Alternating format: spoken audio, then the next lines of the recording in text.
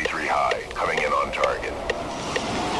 You need to move a little faster than that, son.